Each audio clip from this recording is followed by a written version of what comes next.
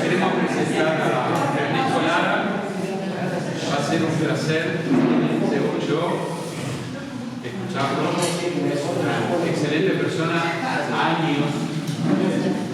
Desear personalmente todo que esté acá, poder debatir con ustedes. ¿Está? Aprovechenlo. Creador de la raza Erger por más de 40 años, presentador oficial en Estados Unidos y juez internacional. Describir su larga trayectoria no puedo hacerlo ahora, pero la van a conocer en el momento que lo encuentre. Muchas gracias. Pues hola y qué bueno que están aquí, ojalá con su hermano. Convento que me agradezco mucho sus palabras y el invitarme y hacer, no sé si ustedes deben agradecer someterles a mis personas por tanto tiempo, pero lo que debatíamos es de qué vamos a hablar. Y pueden ser muchos temas, obviamente mi interés esencial como guerrero, como terrier principal o básico, digamos, pero he tenido la fortuna de estar cerca de una gran diversidad de casas y una gran diversidad de creadores de grandes caminos. Creo que eso me ha ayudado mucho a tener nuevas dudas sobre los perros y tratar de resolver algunas que se tenían para, por cierto, crear otras. Entonces, era un poco difícil decidir cuál sería el tema que abordar, que centrarse, porque en primera, pues no tenía el honor de conocerlos, no sé realmente cuáles son sus dudas, qué les interesaría saber. Y creo que por ahí me gustaría empezar. Lo siento si estoy un poco alto de volumen, pero me emociona. Cuando vos empezás a trabajar con perros, cuando empezás a pensar en la cabeza, ¿no? Empezás a imaginar. Sí, ¿Por dónde empiezas? es el conjunto. Eso es algo que creo que innatamente lo tenía, de tener cierto ojo para los perros, y empecé a arreglar muy joven perros, y la gente que me explicaba, a veces pienso ahora que las explicaciones eran como que limitadas hasta cierto punto, entonces dejaban esa parte de la imaginación para pensar en el producto terminado. Entonces siempre pensaba en un conjunto, y eso lo vine a confirmar, al menos creo que fue excelente que yo considerara. Yo trabajé con una de las personas que es un ícono a nivel mundial por 12 años como su asistente, que es el señor Peter Green, y conocido mundialmente en todas las razas de Santiago. Y él es una buena regla, porque hay una escuela muy grande y es muy sabido que es de los mejores presentadores de terriers y de perros en el mundo, en Estados Unidos. Pero regresando a la parte de los terriers, hay una gran escuela de terriers que aprendieron con el Tony sobre escuela, y se refiere Peter a ellos como que arreglan por números, como aquellos dibujos que venían en el periódico los domingos, que del 1 al 2 al 3 encontrábamos una imagen. Así es como arreglan ellos, es muy sencillo decir, bueno, de la comisura del ojo a la boca, y después de aquí a acá, etc. Entonces se ven mucho los cambios de transición del Peter arreglaba los perros de una pieza. Obviamente hay secciones que van más cortas, que más largas, pero él nunca pensaba de esa manera. Entonces, cuando yo veo un perro, me imagino cómo se vería terminado. Y creo que empezamos a reconocer puntos y puntos de puntos donde nos da la idea de qué es lo que sucede. Un poco lo que decía ahora Manolo con los cachorros, que eran muy jóvenes y cómo cambiaban para los humanos después. Y algo que comentábamos era precisamente eso, que tal vez la estructura central era muy similar, pero como de pronto las patas se paraban, el cuello cambiaba, etc. Y eso es un poco lo que sucede también cuando arreglas. Es un perro muy peludo, me sucedió hoy juzgando los boyeros, y de pronto había perros que tenían tanto pelo, tanto alrededor del cuello como abajo, que toda la silueta y la proporción cambiaba muchísimo. Tantas veces que tuve que, después de solamente haberlos visto y tocado y moverlos, y bueno, 3 o 4 perros que regresaban, y decía, bueno, ¿qué tan bajo realmente este perro es de verdad? ¿O qué tan poco cuello tiene? ¿O qué realmente tanto pelo es extra que lo hace ver tan largo? Y eso es de las cosas que siempre yo pienso cuando arreglo un perro, y es cómo puedo hacer que el perro encuentre lo que es. que no hay nada que lo cambie y lo deje. Es como trato de Dios. No sé si me explico. Si alguien tiene alguna duda, Te puedo preguntar de los mandos de los perros, la diferencia entre pelo duro, pelo de alambre, por ejemplo, entre un Norwich, el tipo de capa que tiene, un Westie, a un Fox Terrier, un Labrador. hay una gran diversidad de tipos y algunos tienen que ver por el origen o la diferencia entre las razas en sí, o de las razas que contribuyeron a la creación de todas ellas. Pero también hay otra parte que son la calidad de estas capas. Dentro de una raza, vamos a hablar, tienes un Fox Terrier o otro, y de pronto uno va a crecer demasiado bajo pelo, como la lana, y muy difícilmente va a crecer el pelo. Cuando tal vez yo tenga uno que es todo pelo duro, no tenga bajo pelo, ambas capas son incorrectas, porque deben de tener cierta protección, que es el bajo pelo, y el pelo duro, que es el exterior, y es una combinación que debe existir siempre. Entonces muchas veces llegan los jueces y le tocan un perro con pelo muy duro y dicen que buena capa pelo. Y sí, está bien que sea duro, pero si no tiene bajo pelo no le va a funcionar muy bien el trabajo. Y hay perros que son de distintos terrenos, todos los terriers son como herramientas perfectas para el trabajo. Entonces cada parte del perro está diseñada con un propósito, no es solamente estético, sino puede ser tal vez la parte más banal será como una diferenciación entre una y otra raza, pero en general todos, el pelo, la barba, porque tienen las orejas o no, etc., tienen un porqué.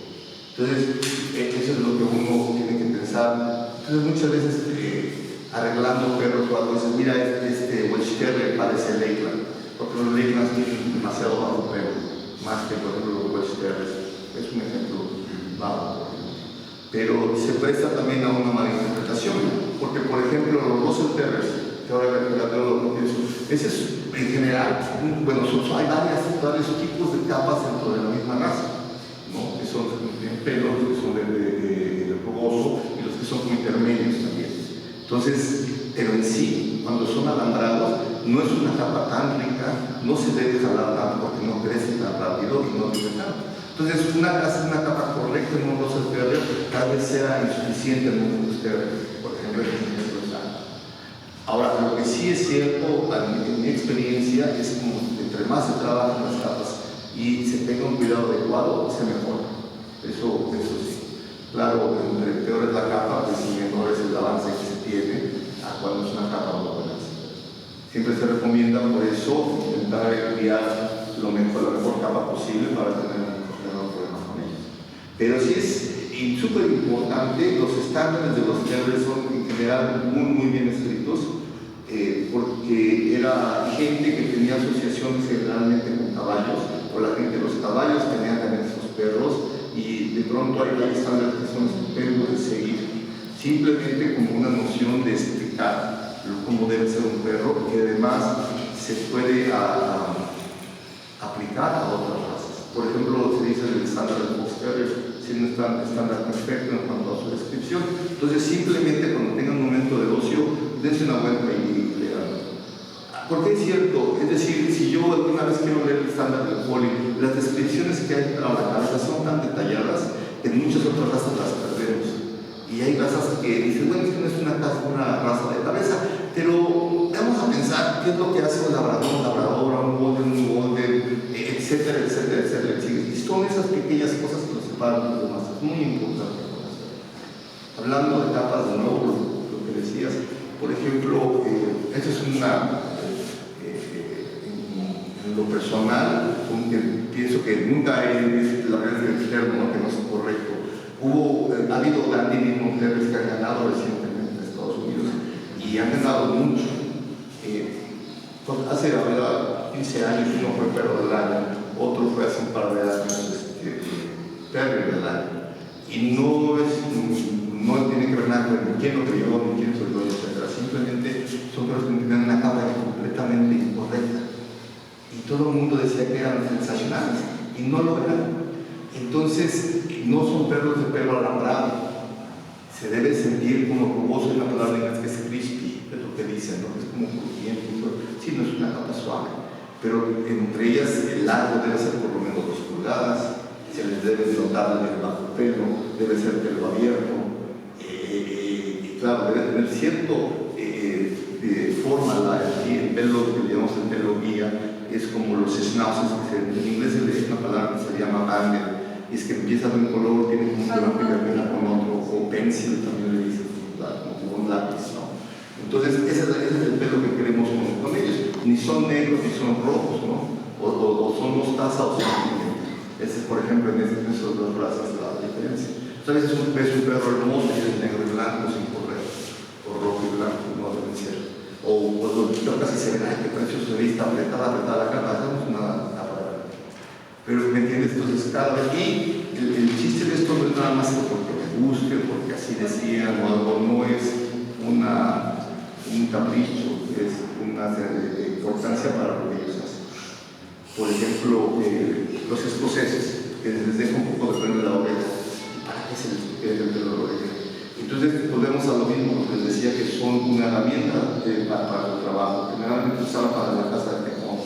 Entonces son perros con un gran pecho, que es muy diferente al de un dachshund, porque si van a escalar, pero necesitan claro, para entrar a un nivel de tecón, pues necesitas un poco más de espacio para entrar. Por un lado, las patas deben ser muy cortas y el pecho demasiado profundo. Se dice que cuando uno juzga a un escocés, debe el puño de un hombre maduro debe difícilmente pasar por debajo del pecho, porque el perro debe echarse sobre ese pecho y escapar. Ahora, otra de las y voy a volver a las orejas, pero hay otra de las funciones que debe tener y que más bien características que debe tener, y ese hocico tan largo y tan fuerte, con unos colmillos gigantescos, parece son exactamente del tamaño de un doble, por ejemplo.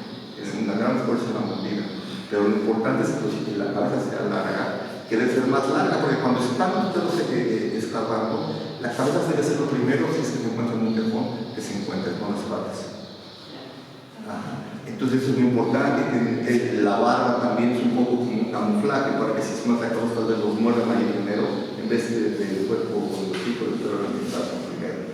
El pelo de las orejas es como están escarbando y las orejas son levantadas, son abiertas. Este pelo les bloquea la entrada del fuego, para eso son las cejas en los procesos también. Entonces no es nada más de que qué bonito se ve, es importante que lo tengan. Lo mismo la cola tan corta, de una base muy fuerte que parece una zanahoria, debe ser tan fuerte para poder jalar al perro del ojero a lo necesario. Entonces son cosas importantes.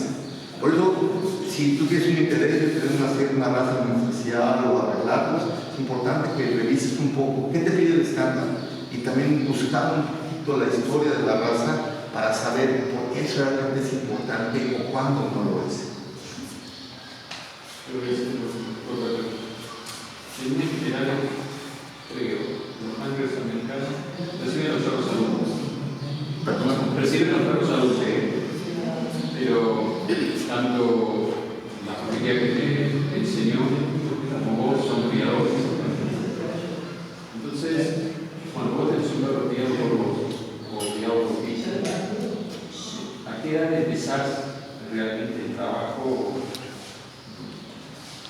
Yo creo que inicias cuando son jóvenes, es decir, cuando son muy pequeños, pues empiezas lo que debe ser lo que general en nuestras razas, a cortar las uñas del seguido, que limpiar las orejas, que empiezan a entenderlo y que se acostumbran a la mano. Cuando los perritos llegan a cierta edad y empiezan a mejorar el pelo de cachorros, por ejemplo, los cerdos que son mi raza, nacen como un doble, completamente blancos, también negros, con puntos rojos. Entonces, en ese tiempo el pelo está apretado, es muy corto y pues no hace nada con ellos. Y también a veces, tú que has tenido, se les nota cuando son pequeños cómo está el pelo rizado, ¿no? Generalmente son de buen pelo, pero cuando es demasiado hace el pelo suave, ¿no? Son detalles que se tienen a notar. Pero en cuanto al trabajo del pelo, cuando llegan a los 3 meses más o menos, el pelo se empieza a separar del pelo y se empieza obviamente a cambiar el color de la tonalidad. En ese momento ese pelo que está separado y que se vuelve un poco el susto y no es tan denso, sale con mucha facilidad. Entonces uno como que incluso acariciándolo y jalando un poquito lo que se viene va quitando ese pelo. No se recomienda quitarlo todo, porque entonces si lo quitamos todo de una vez va a crecer todo del mismo lado. Pero ir quitando así, como se hace cada otro día o a veces a la semana, dependiendo cada perro, a tratar de regresar al pelo que pegado. Y es una forma de romper una capa. Y de esa manera sabemos que el pelo del cuerpo es más pegado al cuerpo, y lo que son los hocicos, las patas se jalan un poquito más largo. No quiere decir que no lo vamos a jalar, se jala un poquito, pero es muy importante, por ejemplo, como un tip, si jalamos el pelo de la base, quitamos todo, si lo quitamos a la mitad, vamos a sacar un poquito de pelo, de un lado del pelo, si jalamos al pelo de la punta, se queda un poco más largo. Entonces, si vamos a bajar o trabajar el pelo de la capa, o el cuello, los hombros, que generalmente es más corto, vamos a tratar de tomar el pelo casi de la base para que quede poco. Si vamos a empezar a trabajar las patas, pues jalamos de las puntas y de queda un poco de pelo para empezar a trabajar las patas. Una pregunta ahí, estás hablando de la capa. ¿Bajas a piel o dejas la Trato de no bajar a piel nunca. No, porque así es una capa que puede rotar toda su vida y es más fácil mantenerlos y es mejor la capa. De hecho, es realmente la función de ese doble pelo. Si bajas a todo, que a veces sucede, si yo tengo un perro y no lo sé cuidar, o no lo descuido por 6 meses, entonces quiero volver a hacerlo. Si el pelo tiene una capa muy buena, o si peor aún lo rasuraron, ¿me entiendes? Entonces lo que sale es pelo muy malo. A veces tal vez tengas que bajarlo todo. Y realmente a veces aún hay reuso, porque vamos a poner el caso que dice que lo rasures, el pelo sale como muy algodonoso y todo del mismo tamaño, súper denso. Y aún cuando ya ha crecido de varios meses, cuando tú lo jalas. Exacto. Entonces aún en esos casos, quito un poco y dejo un poco. Y lo dejo que se vea feo, como un camino que está en construcción, que está el bache y nunca lo quitas, y de pronto queda perfecto, así. Hasta que de pronto es más fácil y terminas quitándole todo. Pero también cuando ya sucede eso, tienes varias capas con que trabajar. Y entonces vuelves a conseguir algo bueno. Es mucha paciencia, mucha constancia, pero sí funciona. Lo que pasa es que también cuando vos arrancás de muy abajo, que le estás el folículo de aire, estás sacando el pelo sin fase telogénica, sin fase de caída de pelo. De esa manera vos inflamás el folículo piloso, y al inflamás el folículo piloso, el nuevo pelo que sale más duro, ¿verdad? Por eso tú lo buscas en la raza. Pero a la vez también puede cambiar el color, porque puede ser más oscuro. Exactamente. Entonces, porque por la misma inflamación que se produce. O sea, ahora cuando lo pelaste, cuando vos rasuraste, que está con esa lanudo, ahí sí te conviene arrastrarlo desde el fondo para poder generarlo. Ahora, cuando vos lo estás manteniendo, es verdad, vos vas manteniendo y vas buscando los distintos estadios de pelo de donde arrancar para venir. Cuanto más abajo te vayas, más inflamación de la piel, y de esa manera te va a generar un mayor color más oscuro y un pelo quizás más duro, pero te va a cambiar el color seguro. Y además es casi la variedad de capas existentes entre las razas, ¿no? Si tú los terriers, ¿no? Son 30 terriers. Si tú checas todos los terriers, todas las razas tienen una variedad una diferencia entre sí de capas. Pero entre cada raza hay también una variedad de capas que te vas a encontrar. Aunque tú tengas creando una línea similar, vas a encontrar ciertas cosas distintas. Entonces es interesante las cosas que te vas encontrando cuando trabajas. Y es muy cierto, incluso en perros que se hacen las ligeras, por ejemplo, como los Castellús, hay capas que se prestan para arreglarse seguido. Otros, si tú estás tratando de presentar un perro que cada semana los vas a bañar, secar y reportar las capas, no funciona. Entonces es muy interesante y no se consigue sino con la práctica. El ver cómo trabajarlos y con qué frecuencia. ¿Y cuánto influye el clima? Sí, influye mucho, claro.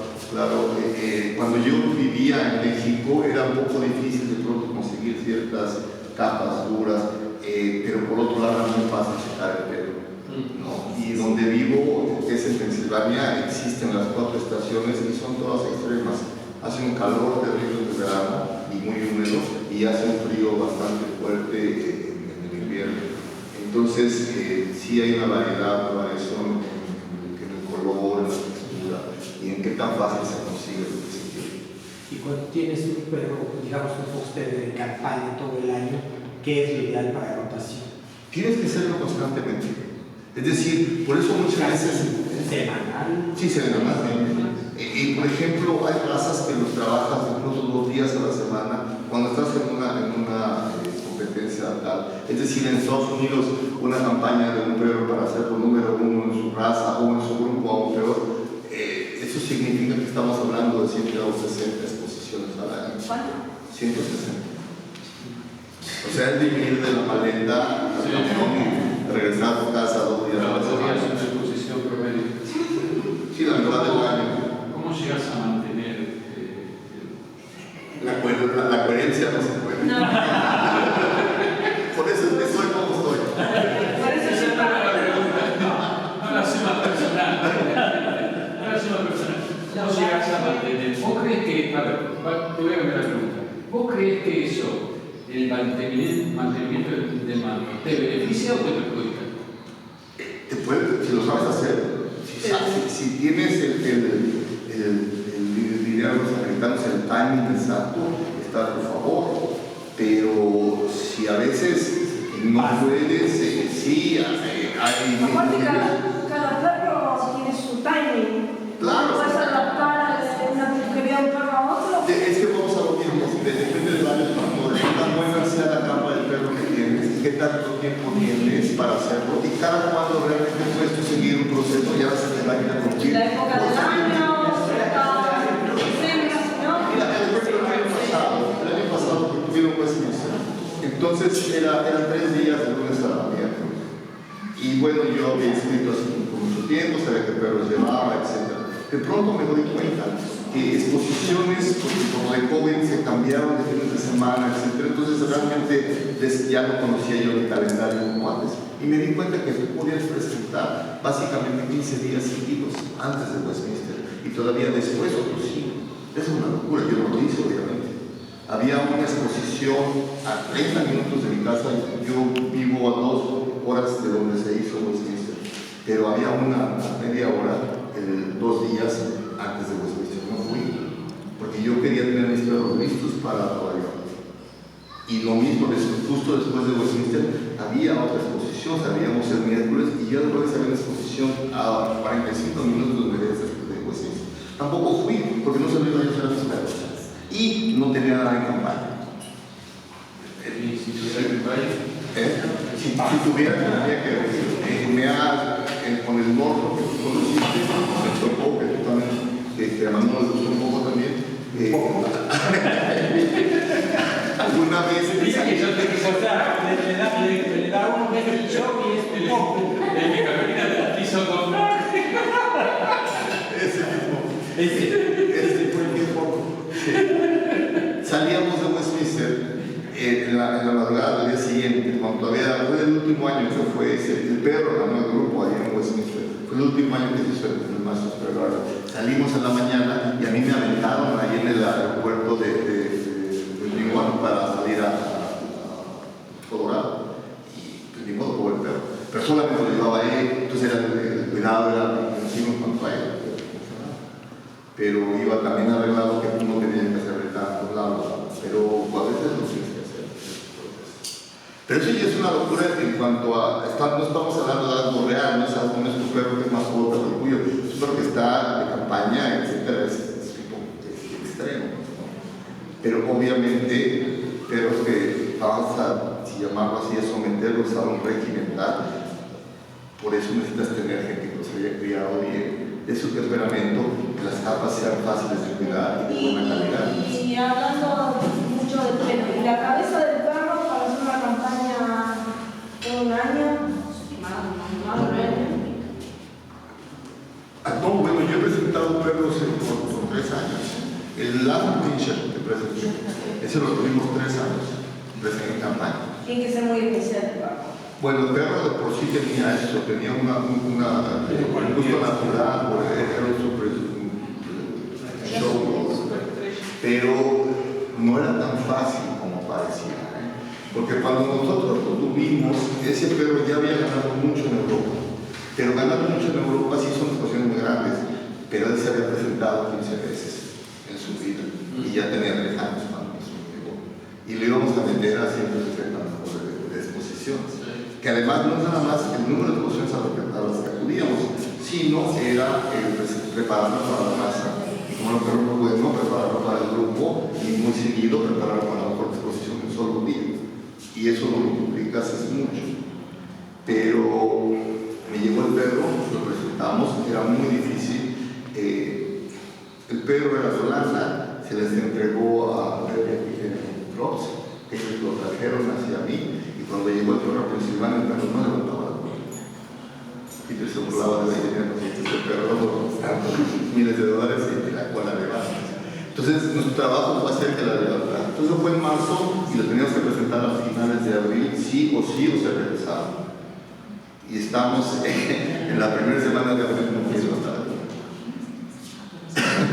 Por fin, lo logramos, lo presentamos, le fue muy bien, lo terminamos en 3 días, dando mejor la exposición en el tercer día que lo presentamos y de ahí empezó, ¿no? Entonces, estuvo muy bien, pero mi mano derecha, mi mejor amigo es Carlos Latorre, él estaba ahí y él es excelente con los perros. Entonces, claro, él fue el que me ayudó mucho a tenerlo listo para esa fecha que nos dieron, ¿no? Pero después él se fue. Yo seguí presentando. Me acuerdo que llegué a una discusión muy grande en el toque. Llego con el perro, Carlos un poco grande. Y cuando de pronto llego al siguiente día y estamos en el grupo, el perro está contento. Y casualmente lo volteo a ver y hizo los ojos como achinados así. No pasó nada, nadie aventó nada. Y de pronto ya no sus ojos. Yo le apreté la pata a Carlos, ¿qué le pasó? Y me preguntaba, no pasó nada, no pasó nada. Hasta que de pronto él volvió y me vio trabajando y dice, es que lo que este perro necesita es una atención constante, porque él es realmente inseguro, pero no es que ese perro es realmente inseguro. Entonces, trabajándolo de esa manera, claro, este perro que dormía en mi cama, era mi mascota, bla, bla, bla, pues teníamos una relación. Fue como lo hicimos. Creo que el testamento mayor en cuanto a esta práctica de que hacer que el perro estuviera siempre bien, jamás le dejamos a nadie más que lo cargara, lo venían a visitar y le parecíamos sus guardaespaldas, ¿no? Sí, aquí está algo, pero no lo puedes cargar, si acaso le puedes ofrecer un poco de comida que yo te voy a dar y ya. No, nadie lo va a pellizcar o le va a hacer algo que el perro no guste. En fin, y muchas otras cosas, que lo hacíamos en lo posible que fuera un perro. En fin, el último día que lo presentamos en Westminster ya llevaba 3 años presentándose. Había 160 exposiciones cada año. Lo retiramos en diciembre en Orlando y solamente lo llevamos de nuevo a Nueva York por el febrero. Cuando lo presentamos parecía un juguete que es el que te acaban de regalar en Navidad, y abre la caja y está listo el nuevecito, así se presentó, como si nunca hubiera estado abajo de una campaña. Pero fue la forma que se le trató. Y lo mejor de todo, cuando el perro volvió a Holanda, se reincorporó a una vida casi familiar. Normalmente, o sea, no se le tocó su cabeza todavía.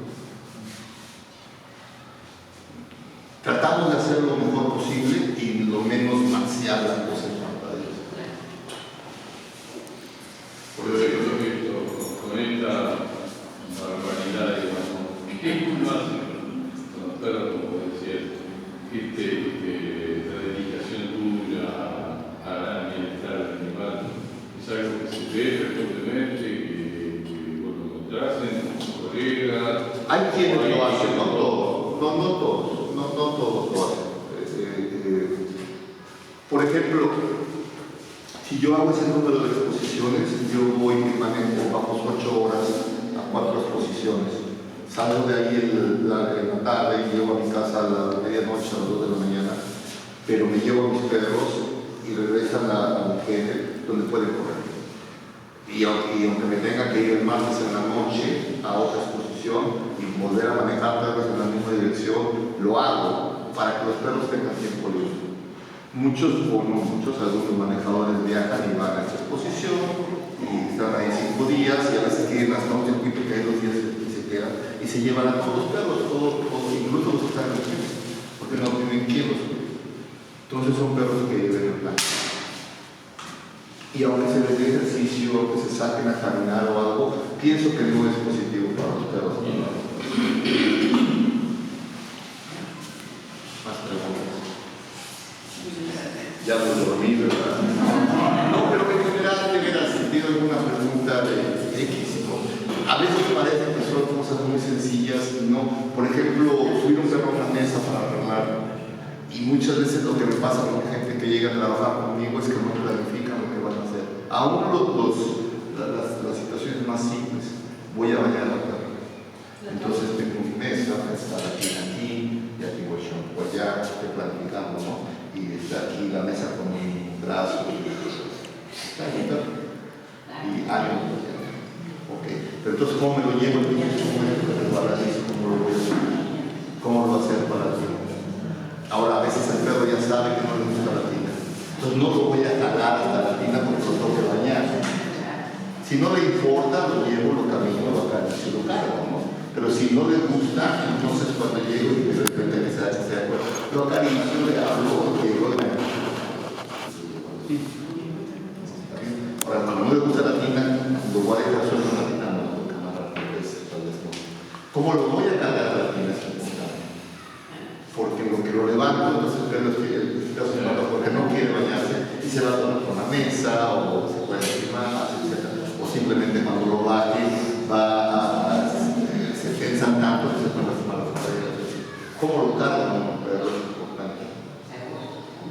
Bueno, pero eso también es mucho trabajo de la persona que lo está preparando, ¿no? El hacer una buena costumbre del perro. De acuerdo, pero eso cuando tú tienes una docena de perros, pero cuando tienes 60 perros, a veces no conoces a todos, o no has llegado el tiempo de poder practicar con el perro las veces suficientes como para hacer la costumbre de hacerlo. Entonces, ¿qué haces cuando el perro no sabe? ¿Cómo lo haces? Es que mi manera, por ejemplo, para poder subir por primera vez el perro arriba de la mesa, yo lo subo y me pongo a jugar con el perro. Claro. No le hago nada. ¿Cómo lo cargas? Lo alzo a uno. ¿Cómo? Con las manos por adelante. Por ejemplo, tomas el costillar del perro de lado, lo tomas detrás de las patas, ¿cómo lo levantas? No, con una mano por el pecho y la otra por atrás. Por atrás. Y me lo aseguro primero el cuerpo y luego la Le boca. metes la mano por aquí en el pecho y luego por entre las dos piernas. Y las patas que haces con ellos. Me la firmo en el pecho. Te queda el perro de lado. Claro. Pero te queda la pata colgando por aquí, ¿no? Sí. A veces ahí es un problema porque vas a poner una pata, no está acostumbrado a jalarse y no puedes hacerse ahí. Ya tienes una distancia ahí en el cuerpo de la pata.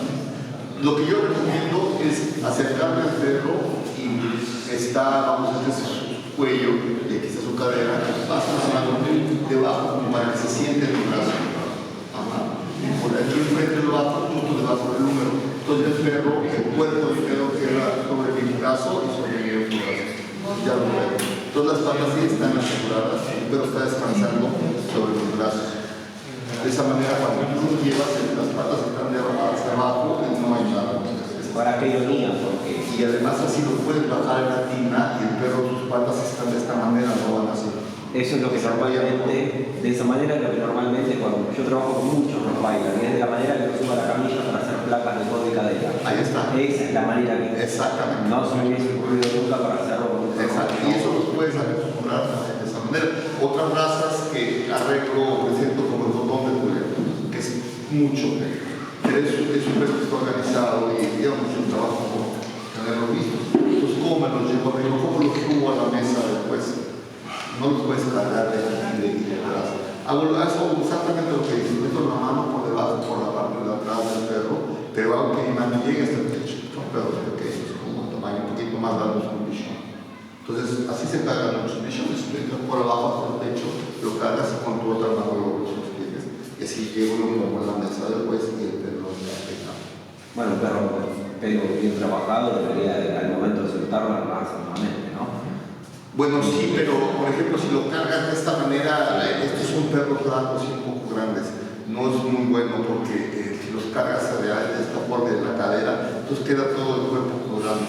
Como un escocés no se acostumbra o no se recomienda cargarlo de esa manera. No lo cargas de la cola ni de la quijada, no debe ser del cuerpo. Tienes que cargarlo del cuerpo. Puedes poner tus manos en el costillar, ponerlo aunque no sea muy estético, pero el perro está protegido de esa manera. ¿Y una caja que utilice campaña la lavas? Depende. Tratas de no hacerlo. Cuando a veces tienes que hacerlo, cuando vamos a exposiciones donde los edificios son polvosísimos, Me ha pasado que estoy presentando un perro y tengo que presentarlo cuando me levanto, pues parece un poco cero, de a la primera. Entonces imagínate el perro que lleva ahí, sí, a veces tienes que hacerlo, o lo mismo estando afuera, o que llovió, o lo. El chiste de lavar una capa de esas es cómo lavarla.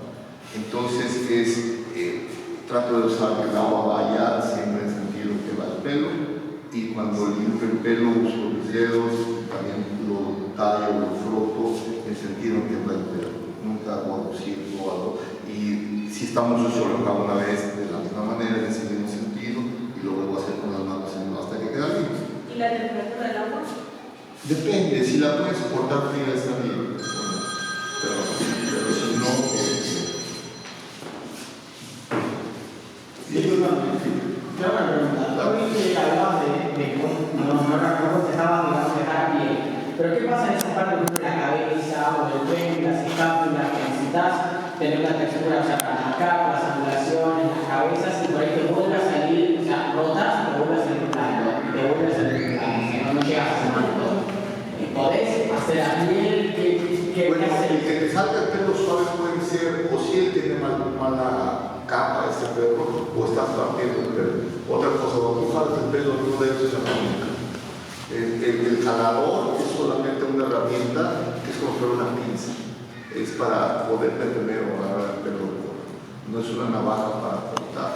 Entonces, cuando tú estás, por ejemplo, vas a jalar un perro grande, o cualquier un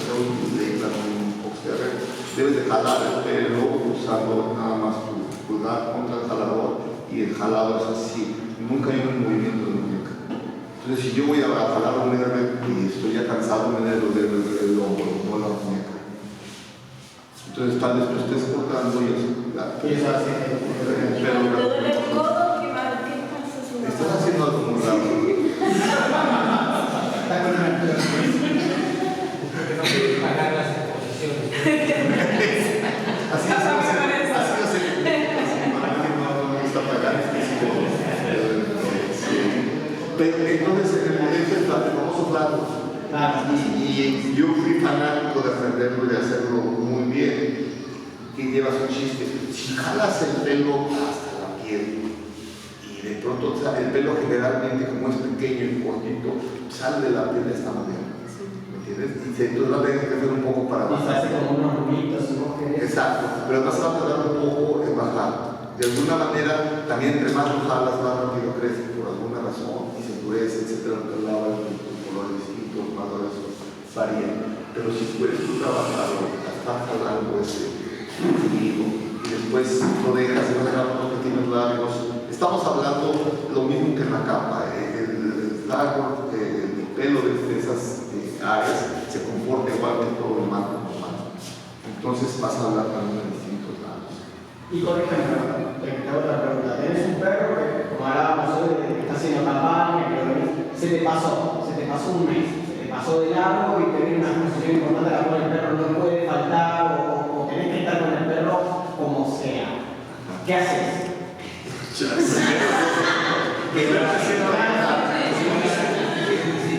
Primero me siento a llorar. ¿Qué se siente, no? Sí, primero pongo a llorar. Angustia. Pues, depende que tanto queda, sí. Hay muchas cosas que se conocen como atajos. ¿Cómo? Atajos para hacer. Desgraciadamente se han convertido. Que no hay muchos atajos. No va a llegar al 100. Exactamente. ¿A quién se lo vas a presentar? A una persona que no conoce el perro, sí intenta lo que puedas, ¿no? Y puedes hacer muchas cosas, pero realmente no quieres hacerlas porque si es un perro que está en serio que lo vas a hacer, ¿cómo se va a ver? Vas a llegar a la exposición y medio lo vas a hablar. ¿Y después?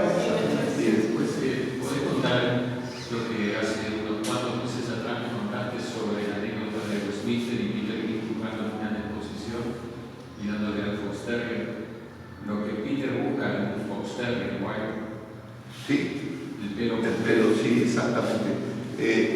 Bueno, Peter va a jugar Westminster y el favorito de toda la gente, porque sabían que le gustaba la raza, y el perro era el Fox Terrier que tenía Gabriel, que además Peter lo había jugado desde muy joven con otro manejador en Inglaterra y le dio una nacional muy importante de Fox Terrier, Pero el perro estuvo en campaña en Europa y después fue a Estados Unidos y Gabriel lo presentó hoy. Y su escuela es demasiado de quitar mucho pelo, etc. Y es que siempre estaba perfecto, es excelente, es un maestro arreglando los perros, pero no tenía nada de perro en la cara. Siempre era su barba muy larga y nada, como perdón, un poquito ahí de la si quieres, a veces, sí. Pero no era suficiente el pelo para mí.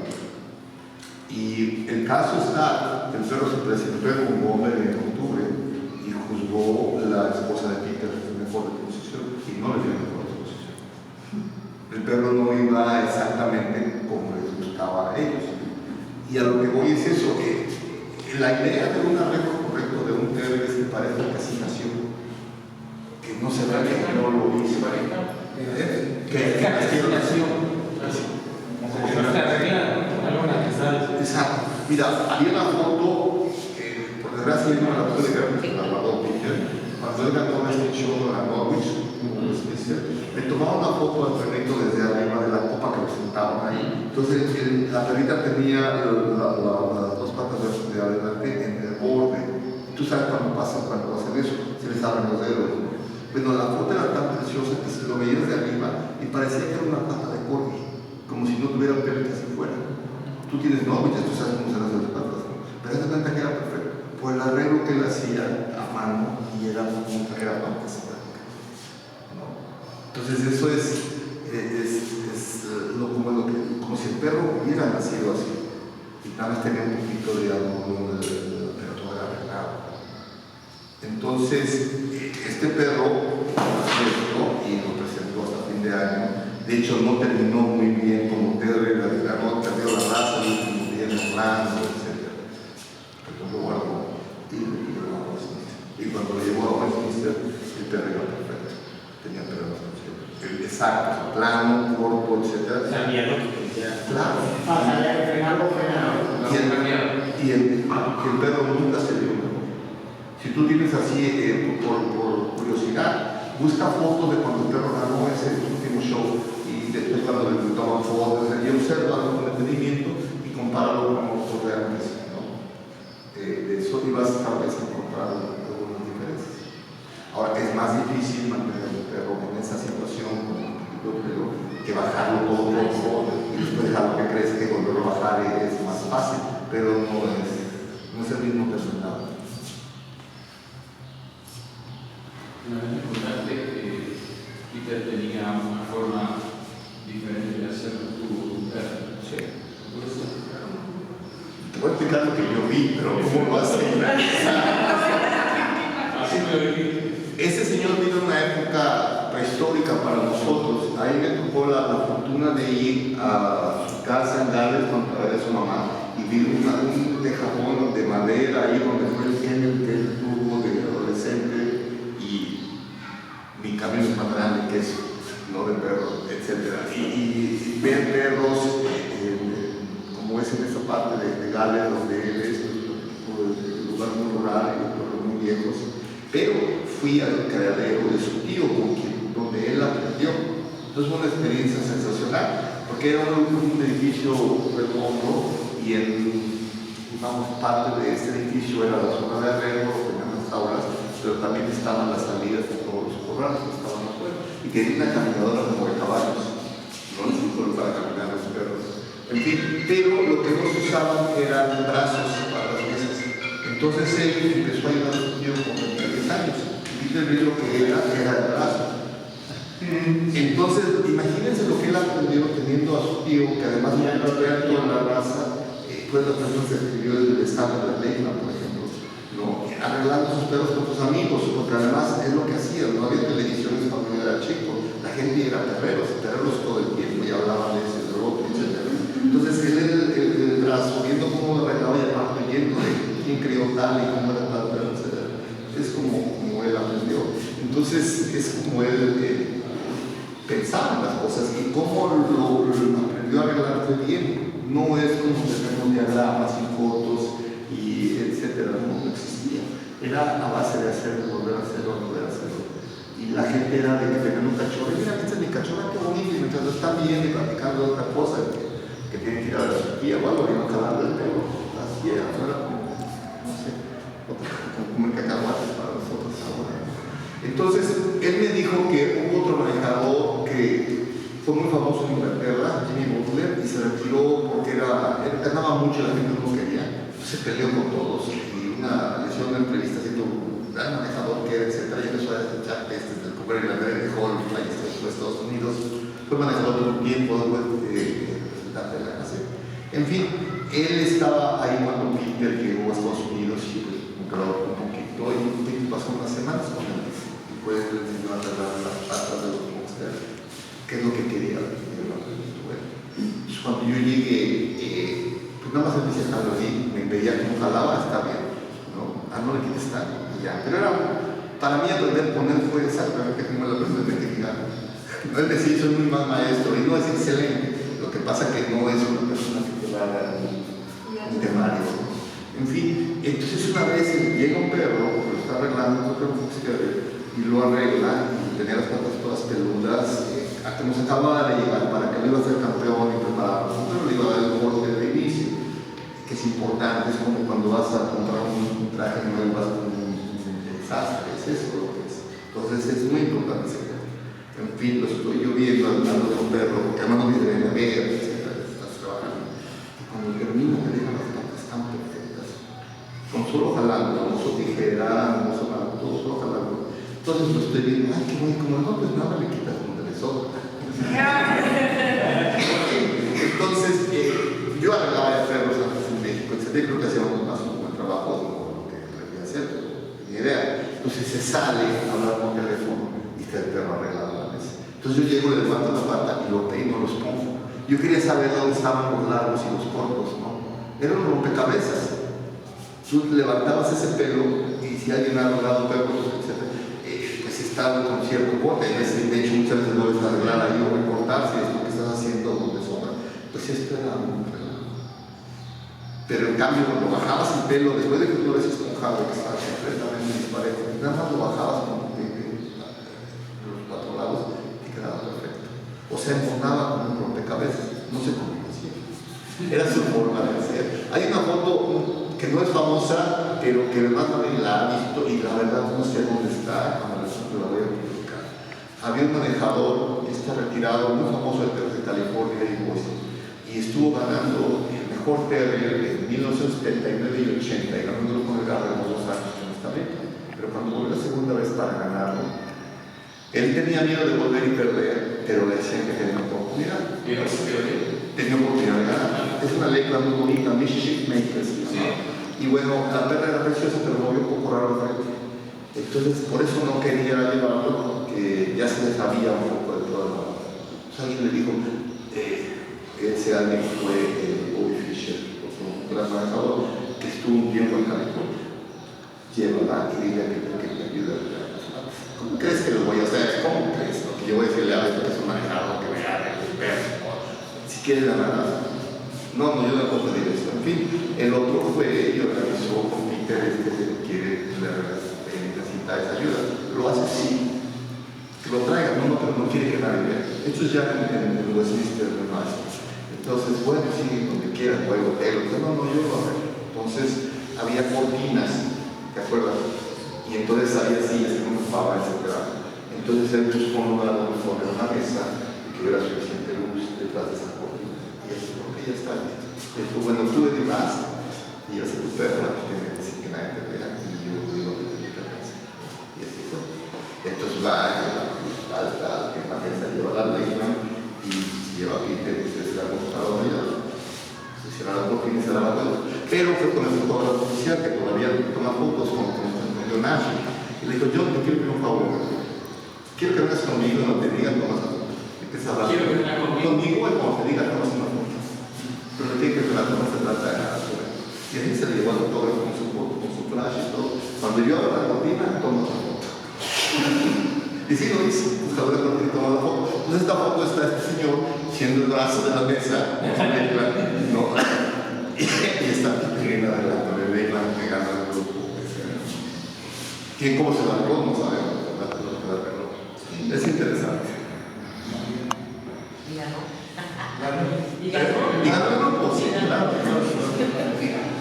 Nadie sabe eso. Yo yo te puedo hacer una Sí, claro. digamos, el perro que vos manejaste, el Fox Terrier, el seguidor del Fox Terrier, para mí en vida fue el mejor Fox Terrier que vi. Yo sé que ha habido por ahí mejores. Un perro sueco. ¿Qué opinión tenés de ese perro que vos manejaste? Un perrazo.